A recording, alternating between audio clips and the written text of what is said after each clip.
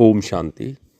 आज 6 जनवरी सन 2026 के मंगलवार के मीठी मीठी मधुवन मुरली के मधुर ईश्वरीय महावाक्य सुनते हैं। मीठे मीठे प्यारे प्यारे बाप दादा ने कहा, मीठे बच्चे, ब्रह्मा बाबा शिव बाबा का रथ है।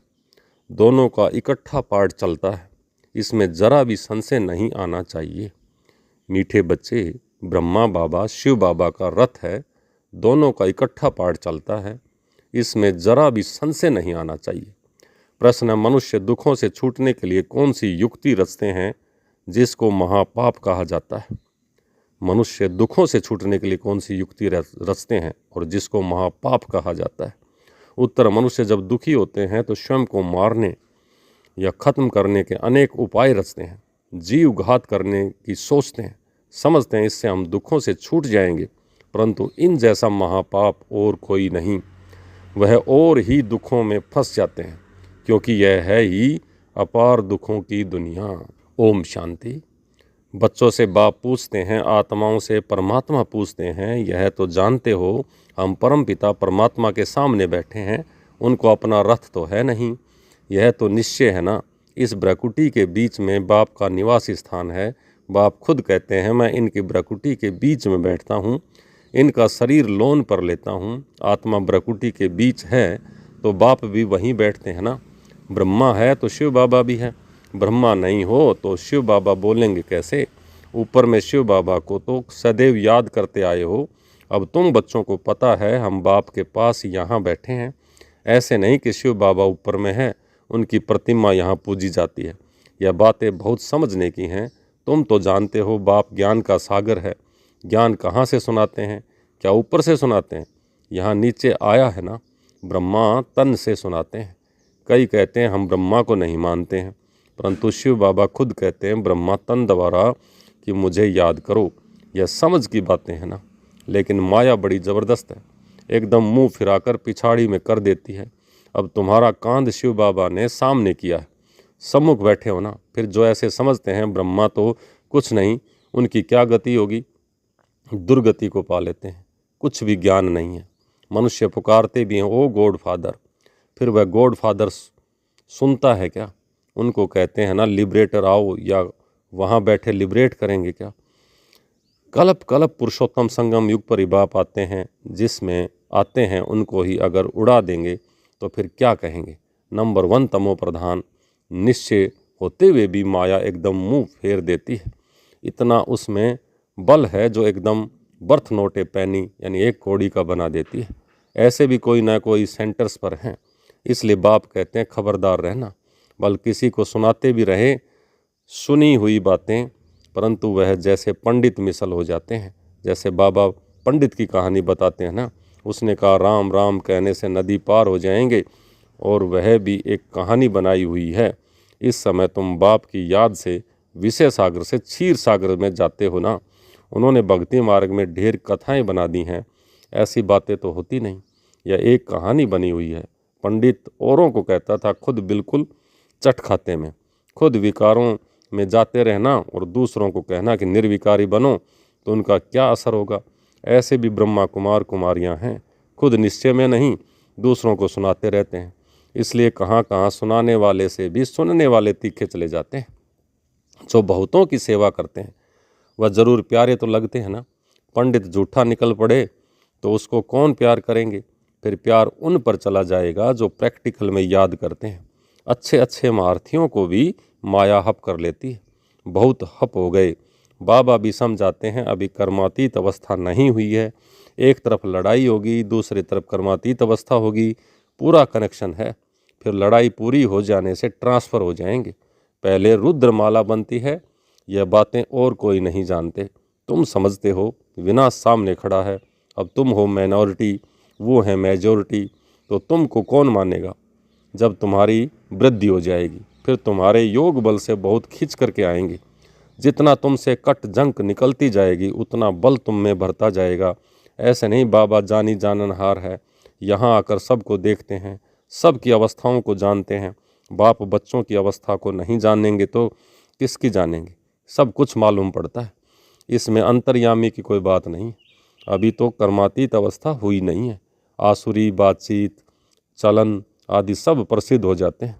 तुम्हें तो देवी चलन बनानी है, देवताएं सर्वगुण संपन्न है ना, अब तुमको ऐसा बनना है। कहाँ वह असुर और कहाँ देवताएं, परंतु माया किसी को भी छोड़ती नहीं है, छुई मुई बना देती है, एकदम मार डालती है। 5 सीढ़ी है ना, दे अभिमान आने से ही ऊपर से एकदम नीचे गिरते हैं, और गिरा और मरा। आजकल अपने को मरने के कैसे कैसे मनुष्य उपाय रचते हैं, 21 मंजिल से कूदते हैं तो एकदम खत्म हो जाएं। ऐसा ना हो फिर हॉस्पिटल में ही पड़े रहें, दुख भोगते रहें। 5 मंजिल से गिरे और ना मरे तो कितना दुख भोगते रहेंगे। कोई अपने को आग लगाते हैं, अगर कोई उनको बचा लेते हैं तो उनको कितना दुख सहन करना पड़ता है।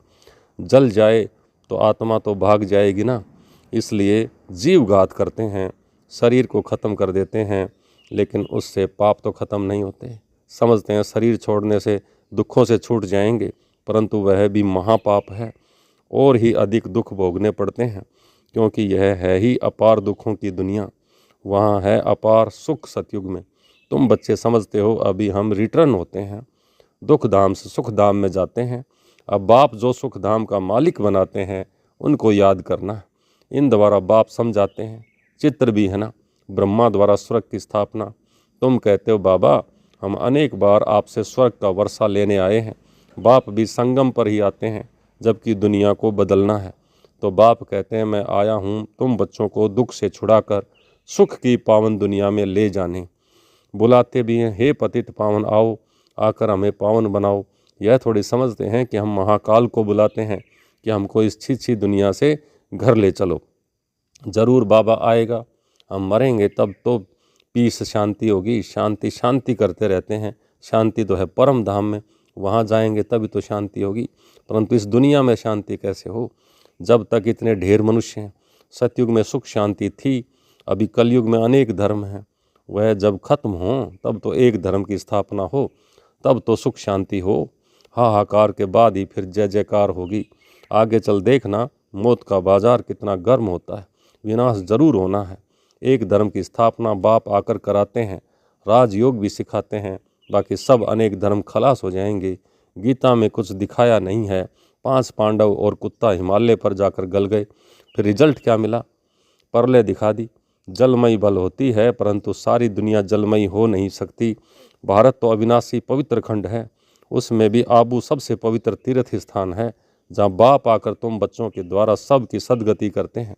दिल वाला मंदिर में कितना अच्छा यादगार है, कितना अर्थ सहित है, परंतु जिन्होंने बनाया है वह नहीं जानते हैं। फिर भी अच्छे समझू तो थे ना, द्वापर में जरूर अच्छे समझदार होंगे, कलयुग में होते हैं तमो प्रधान, द्वापर में फिर तमो बुद्धि होंगे। सब मंदिरों में यह ऊंचा है जहाँ तुम बैठे हो। अभी तुम देखते रहेंगे विनाश में होलसेल मौत होगा, होलसेल महाभारी लड़ाई लगेगी, सब खत्म हो जाएंगे, बाकी एक खंड रहेगा। भारत बहुत छोटा होगा, बाकी सब खलास हो जाएंगे। स्वर्ग कितना छोटा होगा, अभी यह ज्ञान तुम्हारी बुद्धि में है, कोई को समझाने में भी देरी लगती है। यह है पुरुषोत्तम संगम युग। यहाँ कितने ढेर मनुष्य हैं और वहाँ कितने थोड़े मनुष्य होंगे, यह सब खत्म हो जाएंगे। वर्ल्ड की हिस्ट्री जोग्राफी रिपीट होगी ज़रूर, और फिर शुरू होगी ज़रूर। स्वर्ग से रिपीट करेंगे, पिछाड़ी में तो नहीं आएंगे ना। यह ड्रामा का चक्र अनादि है जो फिरता रहता है। इस तरफ कलयुग, उस तरफ है सतयुग, हम बैठे हैं संगम पर। यह भी तुम समझते हो। बाप आते हैं, बाप को रथ तो ज़रूर चाहिए ना, तो बाप समझाते हैं अभी तुम घर जाते हो, फिर यह लक्ष्मी नारायण बनना है तो दैवी गुण भी धारण करने चाहिए ना। यह भी तुम बच्चों को समझाया जाता है। रावण राज्य और राम राज्य किसको कहा जाता है? पतित से पावन, फिर पावन से पतित कैसे बनते हैं, यह खेल का राज बाप बैठ समझाते हैं। बाप नॉलेजफुल बीज रूप है ना, चैतन्य है, वही आकर समझाते हैं। बाप ही कहेंगे सारे कल्प वृक्ष का राज समझा। तो इनमें क्या होता है, तुमने इसमें कितना पार्ट बजाया है। आधा कल्प है देवताई सब राज्य, आधा कल्प आसुरी राज्य। अच्छे अच्छे जो बच्चे हैं उनको बुद्धि में नॉलेज रहती है। बाप आप समान बनाते हैं ना। टीचर्स में भी नंबर वार होते हैं, कोई तो टीचर होकर के भी फिर बिगड़ पड़ते हैं। बहुतों को सिखाकर फिर खुद खत्म हो गए। छोटे छोटे बच्चों में भिन्न भिन्न संस्कार वाले होते हैं। कोई तो देखो नंबर 1 शैतान, कोई फिर परिस्तान में जाने के लायक, कई हैं जो न ज्ञान उठाते हैं न अपनी चलन सुधारते हैं, सबको दुख ही देते रहते हैं। यह भी शास्त्रों में दिखाया है कि असुर आकर के छिप करके बैठते थे। असुर बन कितनी तकलीफ देते हैं, यह तो सब होता रहता है। ऊंच से ऊंच बाप को ही स्वर्ग की स्थापना करने आना पड़ता है। माया भी बड़ी ज़बरदस्त है। दान देते हैं फिर भी माया बुद्धि फिरा देती है। आधा को ज़रूर माया खींचेगी। जो अधूरा होगा इस तरफ उस तरफ दोनों उनको माया ज़रूर खींचेगी। तब तो कहते हैं माया बड़ी दुस्तर है। आधा कल्प माया राज्य करती है तो ज़रूर इतनी पहलवान तो होगी ना। माया से हारने वाले की क्या हालत हो जाती है। तो इसलिए माया जीते जगत जीत है। अच्छा, मीठे मीठे सिकल दे बच्चों प्रति मात पिता बाप दादा का याद प्यार और गुड मॉर्निंग। रूहानी बाप की रूहानी बच्चों को नमस्ते।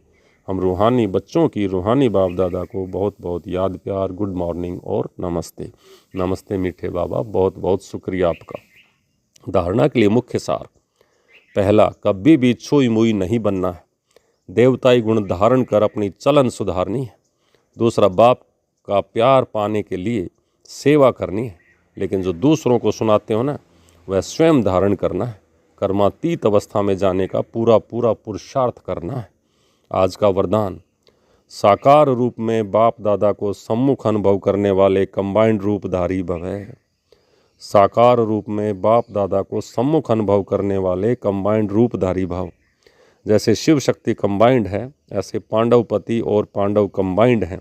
जो ऐसे कंबाइंड रूप में रहते हैं उनके आगे बाप दादा साकार में सर्व संबंधों से सामने होते हैं। अभी दिन प्रतिदिन और भी अनुभव करेंगे कि जैसे बाप दादा सामने आए, हाथ पकड़ा, बुद्धि से नहीं आँखों से देखेंगे, अनुभव होगा। लेकिन सिर्फ एक बाप दूसरा न कोई, यह पाठ पक्का हो। फिर तो जैसे परछाई घूमती है, ऐसे बाप दादा आँखों से हट नहीं सकते। सदा सम्मुख की अनुभूति होगी। आज का स्लोगन: माया जीत प्रकृति जीत बनने वाली श्रेष्ठ आत्मा ही स्व कल्याणी व विश्व कल्याणी है। माया जीत प्रकृति जीत बनने वाली श्रेष्ठ आत्मा ही स्व कल्याणी व विश्व कल्याणी है। अव्यक्त इशारे: इस अव्यक्त मास में बंधन मुक्त रह जीवन मुक्त स्थिति का अनुभव करो। जब आप अभी जीवन मुक्त बनो तो आपकी जीवन मुक्त स्थिति का प्रभाव जीवन बंध वाली आत्माओं का बंधन समाप्त करेगी।